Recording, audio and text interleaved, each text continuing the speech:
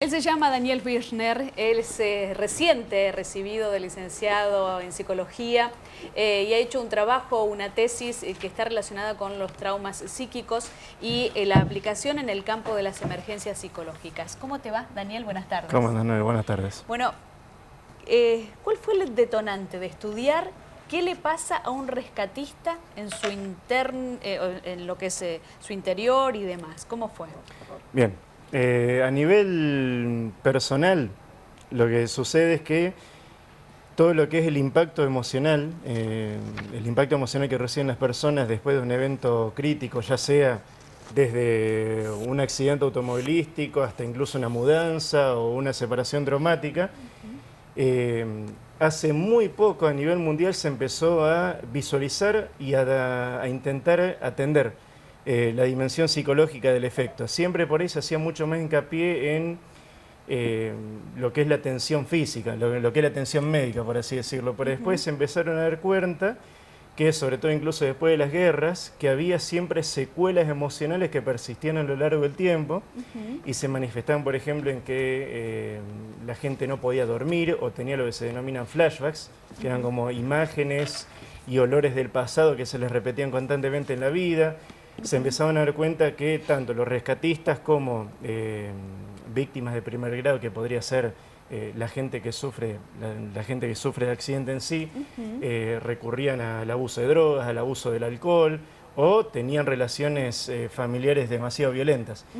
Entonces se empezó a establecer una relación entre ese tipo de abusos, ese tipo de patologías con secuelas emocionales de ese evento traumático que no habían sido tratadas, pero porque antes no habían sido ni visualizadas. O sea que en un evento de esta característica, supongamos la explosión del edificio donde vos fuiste rescatista, incluso se cumplió los 4 años hace muy poquitos días, digo, en ese momento hubo víctimas, hubo familiares de las víctimas y también hubo rescatistas, entonces todos tienen su lado psicológico que resolver, ¿no? Es así. Sí, totalmente. Lo que vos mencionaste en el orden que lo mencionaste, sí. Los que sufrieron en el accidente, los familiares y los rescatistas, ahí mencionaste lo que son víctimas de primer, segundo y tercer grado. Sí. ¿Qué es lo que pasa? ¿Qué es lo innovador de esto? Que antes, o sea, antes de empezar a trabajar, por ejemplo, como dijiste, con los rescatistas se trabajaba con las víctimas de primer grado y con los familiares. Sí. Con los rescatistas no, porque se decía, no, esta gente está preparada para eso, quizá vos chocás una sola vez en tu vida, pero los rescatistas ven accidentes todos los días, entonces no lo va a afectar. No, claro. Porque abajo de ese uniforme, abajo de ese casco, de ese traje estructural de incendio, vos tenés un ser humano también. Exacto. Que es, quizá está más acostumbrado y en cierta forma como un poquito más endurecido, pero sigue siendo permeable al impacto emocional. ¿Por qué? Por el solo hecho de que quizás un bombero puede decirte un bombero, un policía, un soldado, puede estar 20 años atendiendo situaciones traumáticas sin problema. Ahora, ¿qué pasa en el momento en el que se encuentra con, un ejemplo vago, que tiene que atender a una nena que por la ropa que tiene le recuerda a su propia hija? Claro. Señor director, voy a pedir unos testimonios que tenemos, vamos a verlos y a escucharlos. Testimonios de rescatistas que, como Daniel, asistieron a las víctimas de aquel 6 de agosto de 2013 en Calle Salta, en el edificio. ¿Qué contestaciones daban ellos en función del balance y todo lo que vieron? Un pequeño fragmento para después seguir hablando con Daniel.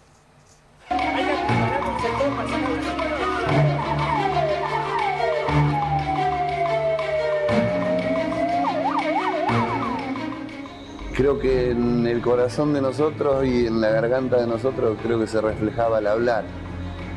Cada vez que hablábamos era como se sentía la congoja del dolor de lo que estábamos viendo y como que de a poquito íbamos cayendo en el lugar donde estábamos y lo que había pasado.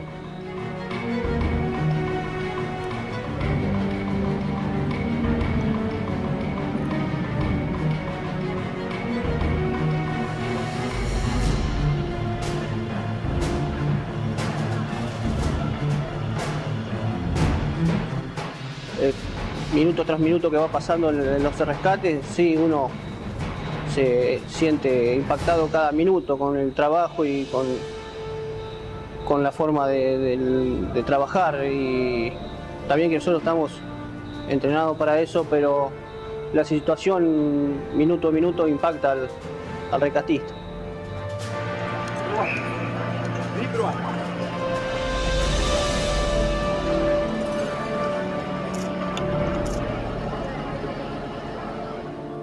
Un muchacho que apenas se enteró de lo que había pasado, se quedó ahí buscando a la hermana y estuvo esperando, no sé, como 2 días, 3 días, no sé, hasta cuando nos encontramos, sentado en una silla ahí esperándola.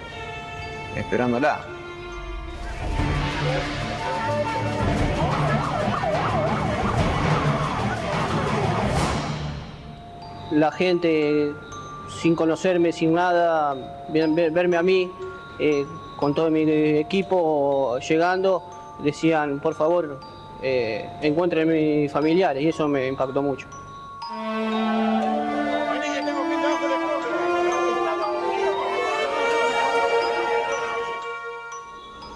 No te digo que se me vino el mundo abajo, pero no faltó mucho. Ver semejante destrucción, y más allá de que habíamos estado entrenando años para este tipo de siniestros, siempre fue un simulacro.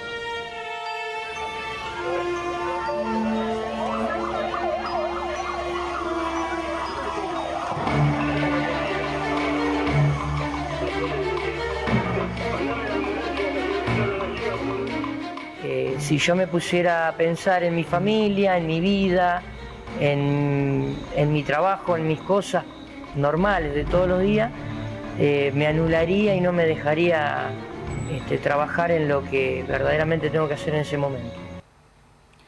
¿Lo ves desde 2 puntos de vista, desde que estuviste ahí y desde el psicólogo después de haber hecho este trabajo? ¿Qué es lo que te pasa cuando lo ves? Qué pregunta. Sí. Bueno, eso reviste una complicación propia, porque por un lado uno dice que el compañero que mejor te puede entender a vos como bombero es justamente otro bombero, porque por ahí a otra persona le puede parecer un relato muy abstracto o no va a comprender la gran carga emocional que revisten ciertas palabras, pero cuando son transmitidas desde una situación similar.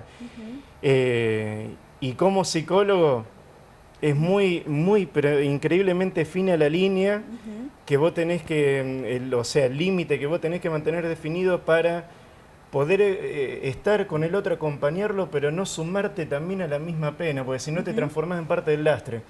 Y como bombero es un arma de doble filo. O sea, haber trabajado ahí y al mismo tiempo poder abordarlo de una perspectiva psicológica es un arma de doble filo. Te permite entender mucho, pero estás ahí nomás de cómo viviste lo mismo, quedar unido a la problemática. Sí, sí.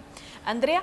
Daniel, esta psicología justamente de las emergencias, porque vos relatabas el caso de los bomberos o de los rescatistas que están involucrados in situ y están viviendo minuto a minuto, pero ¿qué pasa con el transeúnte, con la gente? Porque conozco gente que está alrededor de este tipo de acontecimientos y que de pronto al explotar una bomba, también esa persona se ve afectada por la rotura de una vidriera que cercena una parte de su cuerpo y queda como víctima, o de gente que sencillamente pasa y también se suma a ayudar sin ni siquiera estar preparada. ¿Cómo se aborda desde el lado de la psicología de emergencia ese tipo de cosas? Porque esa persona, cualquiera de nosotros, si salimos de aquí y encontramos a alguien tirado en el piso, en un charco de sangre, es un trauma, porque nunca lo manejamos. Lo imaginamos, lo vimos en una película, pero no lo tenemos in situ. Sí, mencionaste 2 cosas por separado. Una cosa es que un transeúnte sea un testigo casual, o ya sea visual o auditivo. Y otra cosa es que intente participar de alguna forma. Eso se dio mucho en el caso del edificio de Salta, cuando incluso yo escuchando testimonio después del edificio, quería ir a hacer algo, pero no sabía qué. En ese caso, lo que se le recomienda y lo que le recomendaría a cualquiera que esté en una situación similar, si no sabe cómo intervenir, que no se meta. O mejor, que si no sabe cómo intervenir de forma directa, a ver, encontramos un tipo sangrando en el piso, si no sabemos cohibir una hemorragia o no sabemos inmovilizar la parte que está herida, lo que podemos hacer, por ejemplo, es encargarnos de, si la persona está consciente y puede hablar, llamar a los familiares y decirle a esa persona está bien, o incluso un detalle. Muchas veces por ahí la gente te dice, vas a un choque, Sí. ves a la persona magullada adentro, y ¿qué necesitas? Yo no tengo ninguna habilidad médica. ¿Qué necesitas? Te pregunto. No, que llames al trabajo para decir que llego tarde. Vos te pones a pensar cómo te puede importar ahora el trabajo, pero ¿qué pasa? Desde mi perspectiva, Claro. yo te veo todo magullado, digo, tu trabajo que te puede importar, pero en ese momento para esa persona, seguir unido a la responsabilidad de ir al trabajo significa un cable a tierra al mundo, entonces en ese momento se transforma en la prioridad número 1. ¿Querés que llame al trabajo y diga que va a llegar tarde? Llamo al trabajo y digo que va a llegar tarde. Pero para que la persona se sienta tranquila. Después sí, ya vienen los servicios médicos. Y para los que son testigos auditivos o visuales, eso es lo que se ubica en víctimas de 4º o 5º grado, ahí también se proceden con sistemas terapéuticos, pero no son los más prioritarios. Porque esas personas en todo caso, no siempre les puede quedar una huella traumática, pero por asociación a una experiencia que hayan tenido antes. Claro, eso sirve de detonante, despierta otras Claro, cosas. exactamente. Cuando empecé a escucharte, Daniel, se me vieron a la cabeza los excombatientes de Malvinas enseguida, ¿no? Muchos de ellos se suicidaron porque no han sabido resolver un tema psicológico posguerra, ¿no? Y bueno, me imagino que también has trabajado con ese tema, ¿no? La posguerra, ¿no? Y cómo quedan los soldados. Sí, te menciono, nunca tuve la experiencia, conozco muchísimos veteranos, hablé con muchos, pero con ninguno hice un proceso terapéutico. Sí escuché muchísimo, pero muchísimos testimonios. Lo que me comentaban, a ver, en Malvinas, en las islas propiamente dicho, contando lo que fue en tierra y lo que fue el ARA General Belgrano, murieron aproximadamente 650 y pico, 323 en el Belgrano y el resto en tierra. En el continente, en los años posteriores, se suicidaron más de 350. O sea que 1/3 de todos los muertos, por así decirlo, murió acá en el continente. ¿Por qué? Un pequeñísimo porcentaje de los testimonios de la autopsia psicológica que se llevaban a cabo decía que era así, por los horrores que habían vivido en el infierno frío del sur. Pero otros se suicidaron no por eso, sino por la connotación social que tuvo el veterano cuando volvió. Claro. Es de público conocimiento que cuando volvieron a los cuarteles, calladito la boca, usted no dice nada, lo que pasó en las islas queda en las islas. Entonces, ese malestar o ese horror, esa pesadilla, que de alguna forma era un revoltijo emocional, explotó por algún lado. No podía ser puesto en palabras. Claro. Entonces, ¿cómo explotaba? Con abuso de drogas, con abuso de alcohol o teniendo relaciones familiares muy complejas. Y lamentablemente en ciertos casos... ¿Vos sabés que algo parecido pasa con los empleados del servicio penitenciario? Que viven situaciones extremas muchas veces. De hecho, terminan su carrera a temprana edad, se jubilan muy jóvenes, ¿no? Porque no pueden tolerar, porque bueno, está probado esto, ¿no? Psicológicamente, no pueden tolerar convivir en ese lugar con la gente que está allí. Mi pregunta es posible dar el alta en este tipo de enfermedades mentales? Yo te haría un cambio de enfoque. A ver. La cuestión no remite tanto a dar el alto no, sino de que se visualice esa problemática y se diseñen gabinetes psicológicos que tengan como función no decir vos te quedás, vos ya no podés estar más, sino de acompañar. Porque gabinetes psicológicos hay, no es que no hay, pero lo que está mal empleado es la función. Por ejemplo, yo también trabajo en una ONG de la policía acá de la provincia. Me han comentado algunos testimonios de que el psicólogo no es una persona que te va acompañando a lo largo de un duelo que vos tenés que hacer, sino que directamente te da miedo al psicólogo, porque el psicólogo es el que te dice, vos tomate la licencia, vos no. Si vos te tomás la licencia, te sacan el arma, no podés hacer adicionales. Entonces, tengo un problema, me callo la boca. Claro. No digo nada. Claro. Porque no hay un acompañamiento. Daniel, Entonces, sí. Uy, no, discúlpame. No, tu trabajo tiene que ver con la teoría gestálquica. ¿Podés hacer una diferenciación entre la teoría cognitiva y la gestálquica y por qué es tan importante este segundo tipo de teoría en cuanto a la psicología para los rescatistas, por ejemplo? Bien, buena pregunta. En el trabajo mi orientación profesional es la cognitiva, pero reconozco que dentro de sus limitaciones O sea, me di cuenta que tenía unas limitaciones cuando tuve la posibilidad de experimentar la terapia gestáltica. La terapia cognitiva hace muchísimo hincapié en la verbalización, lo que es tremendamente útil a la hora de vos transformar un cúmulo emocional en palabra, porque la palabra es algo mucho más tramitable, es limitado, o sea, cuando vos verbalizás una emoción a transformar en algo con lo que podés trabajar. Es una cosa decirte, yo no sé qué me pasa, a decirte, me siento mal. Por lo menos ya sé sobre qué trabajar. La gestáltica hace un trabajo muchísimo más vivencial. ¿Qué significa esto? Que la aplicación que yo le de la gestáltica a la psicología de emergencia de desastres es traer esa experiencia de un pasado en el que yo me sentí tremendamente vulnerable, tremendamente sensible, que no tenía ningún tipo de defensa, a revivirla en un ambiente seguro. Ajá. Eso es lo que tiene por ahí, porque yo me ponía a pensar, ¿no? El hecho de verbalizar una emoción te requiere un esfuerzo mental. Y la estás racionalizando. Claro, porque tenés que racionalizar, y por ahí cuando uno tiene una situación traumática, no te pones a hablar, recurrir a los primeros métodos de defensa, te pones a llorar o a gritar, que es lo mismo que hacer cuando son bebés. Sí. Pues la racionalización es fácil usarla cuando no... Cuando ¿Ayuda el llanto? ¿Ayuda? Sí, Sí, ayuda. sí, profundamente, profundísimamente. Porque muchos se niegan a llorar. No, pero... No. Tremendamente, Sí, ayuda es tremendamente liberador. porque es recurrir a un método arcaico o básico de liberación. Y lo que hace la Gestalt justamente es no tanto apelar a la palabra, sino apelar a lo vivencial, a lo gestual. La emoción.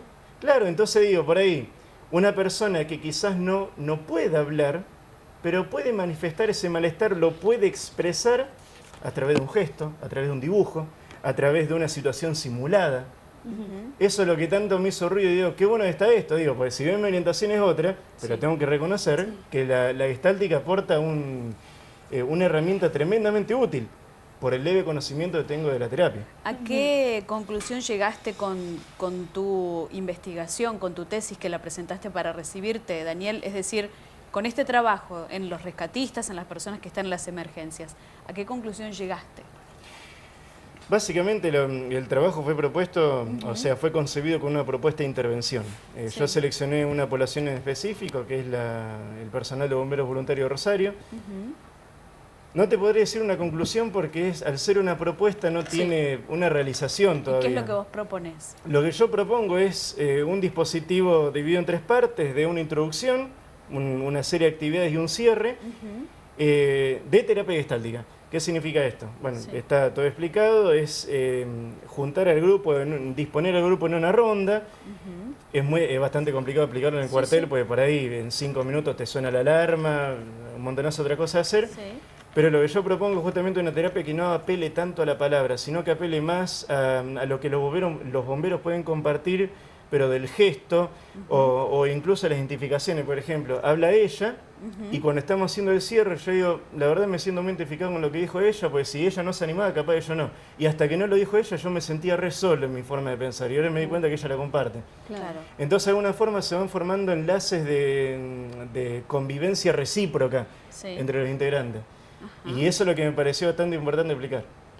Y eso, si se aplicase en los cuerpos de bomberos y en la parte de rescatistas, estaría bueno para trabajar lo que es la parte interna de los rescatistas. Sí, Dios quiera. El caso es que justamente al no ser una problemática tan visualizada, tengamos en cuenta, lo que es psicología en emergencia de desastres a nivel mundial, con suerte tiene 30 años.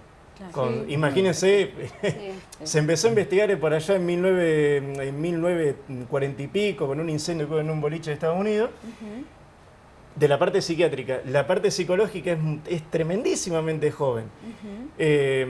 Y lo ideal sería justamente que visualizar la problemática, se concibieran políticas para no atender al bombero, al policía o al soldado en el momento culmine, cuando ya están por reventar, sino acompañarlos y decirles, van a ver ciertas cosas, les van a pasar ciertas cosas, si lloran, si tienen pesadilla, no es una reacción anormal, no, justamente, es normal, somos seres humanos, reaccionamos así. Normalizando ese tipo de reacciones se hace que el rescatista esté más tranquilo con su manera de manifestarlo. No es que estoy enfermo, Es que soy un ser humano que responde naturalmente. Claro. Daniel, te agradecemos la visita, es muy valioso que hayas venido a contarnos. Es santafesino, se recibió en la provincia de Santa Fe, bueno, su familia está radicada acá, pero no solo es licenciado en psicología, sino también bombero, así que nos venías muy acorde a esta semana, a este recuerdo y bueno, y a transmitir tu experiencia, así que muchas gracias. No, por favor. Gracias. Gracias a vos. Daniel Birchner con nosotros, licenciado en psicología.